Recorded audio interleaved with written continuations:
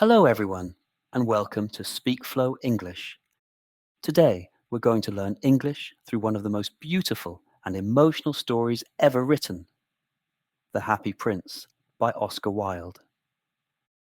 This story will help you practice listening, shadowing, and thinking in English without translation. Take a deep breath. Relax your shoulders. Forget grammar for a moment and simply listen. The words will enter your ears, travel through your mind, and slowly become part of your English. In this story, you'll meet a golden statue who once was a living prince, and a small swallow who should have flown away to Egypt but stayed out of love.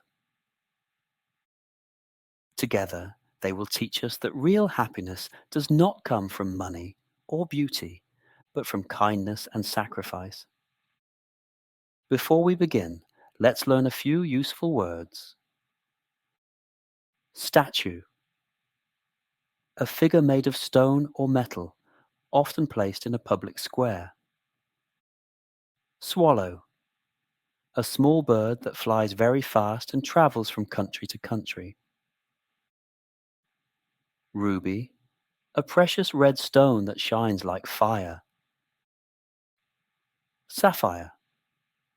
A blue precious stone, bright and clear like the sky. Charity. The act of giving help to people who are poor or suffering. Tears. Drops of water that fall from your eyes when you cry. Kindness. Doing something good for others without expecting anything back. Palace. A large, beautiful house where kings and princes live. Repeat after me, slowly. Statue. Swallow. Ruby. Sapphire. Tears. Kindness. Now that you know these words, you'll understand the story more easily and enjoy it more deeply. Let's begin. The Happy Prince. The statue and the city. High above the city, on a tall white column, stood the statue of the Happy Prince. He was covered with thin leaves of gold. His eyes were made of bright blue sapphires, and a large red ruby shone on the handle of his sword. By day, he looked magnificent under the sunlight. By night, he glowed softly in the silver light of the moon. From the market square, from the bridge, from the river, people lifted their heads and smiled when they saw him. "The Happy Prince is so beautiful," said a little child. "And he looks so happy," said the mother. "The world must be a wonderful place," said an old man. But one night, a small swallow flew over the city. His friends had already gone to Egypt, but he had stayed behind for 6 weeks, because he had fallen in love with a beautiful reed. Now the reed had become tired of him, so he decided to continue his journey alone. When he saw the statue shining like fire in the moonlight, he said, "I will rest here for the night. This place is perfect. The air is fresh, and the view is beautiful." So he perched between the feet of the Happy Prince. He looked around the city, saw the silent streets, the dark river, and whispered, "What a strange place this is." As he prepared to sleep, a drop of water fell on his head. Then another. He looked up, confused. "There are no clouds," he said softly. "No rain, no thunder. Then where is this water coming from?" He looked higher and saw that the Happy Prince's face was covered in tears. "Who are you?" asked the swallow. "I am the Happy Prince," said the statue, "but I am not happy any more. When I was alive, I lived in a palace. I never knew what tears were. Now I can see all the suffering of my people, and though my heart is made of lead, it feels heavier than stone." The swallow looked up and felt something new in his chest. Pity.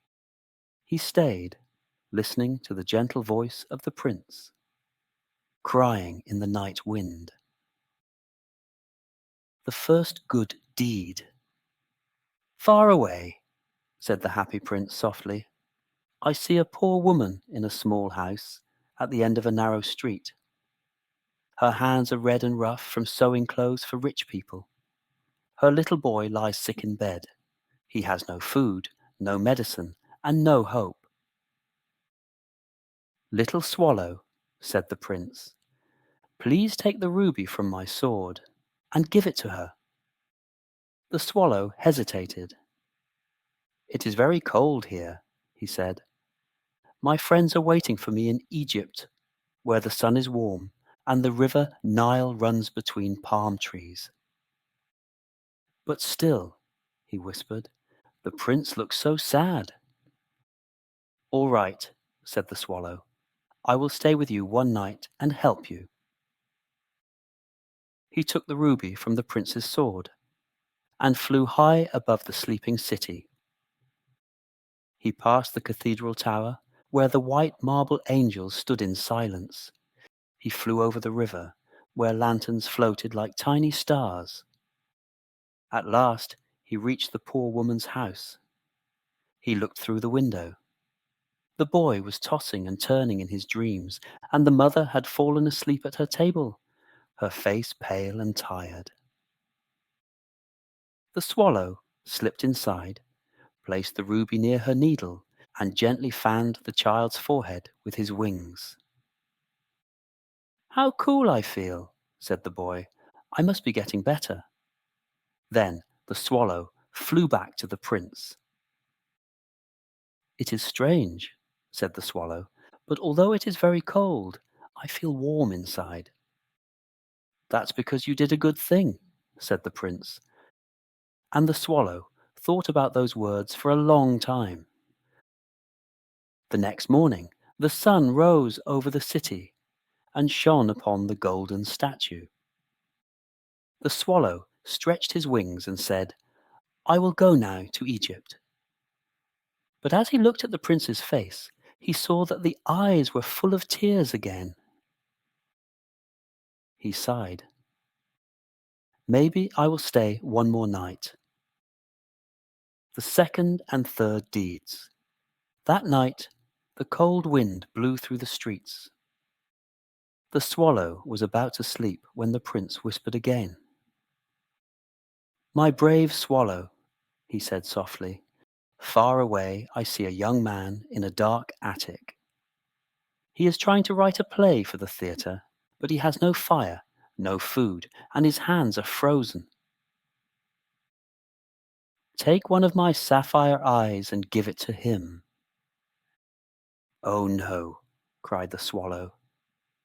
"If I take your eye, you will not be able to see."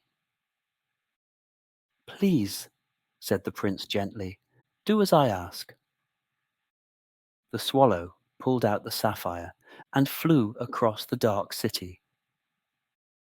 He reached the attic and looked inside.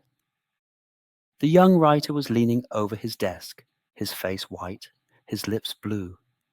A candle flickered weakly beside him. The swallow placed the sapphire on the table and brushed the man's hair with his wing.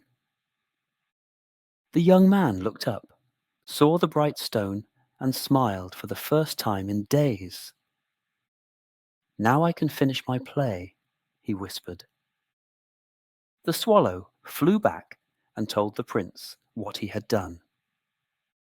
And the prince said, "Thank you, brave little swallow." The next evening the prince spoke again. "In the square below," he said, "I see a little match girl. Her matches have fallen into the gutter, and she will be beaten if she goes home without money. Her hands are freezing. Take my other sapphire eye and give it to her." The swallow obeyed. though his heart was heavy. He took the second sapphire, flew down into the street, and placed the jewel in the girl's palm. Her face lit up like a lamp. She ran home laughing, and the swallow flew back to the prince. "Now you are blind," he said sadly. "Yes," said the prince, "but my heart can still see." "Then I will stay with you forever," whispered the faithful swallow. Winter, sacrifice and moral. Winter came to the city. The air grew sharp and white. Snow covered the streets like a silent blanket. The little swallow shivered, but he did not leave the prince. He built a small nest between the golden feet and tried to keep warm with his wings. "Dear prince," he said, "you have given away everything. Your ruby, your sapphires, your gold. You have nothing left." "Yes," said the prince softly, "but I have given happiness to others, and that makes me rich." The swallow told him stories of Egypt, of golden sand, tall palm trees, and the song of the river Nile. As the wind grew colder, his voice became weak, but he continued to speak until dawn. "My dear friend," whispered the prince, "you must go now. The frost will kill you." "I will not leave you," said the swallow. "I have loved you more than anything." The swallow looked up at the stars one last time. He felt tired, but peaceful. "I have seen love," he whispered, "and that is enough." He kissed the prince on the lips and then fell softly at his feet. At that same moment, a loud crack sounded inside the statue. The heart of lead had broken in two. When morning came, the mayor walked through the square.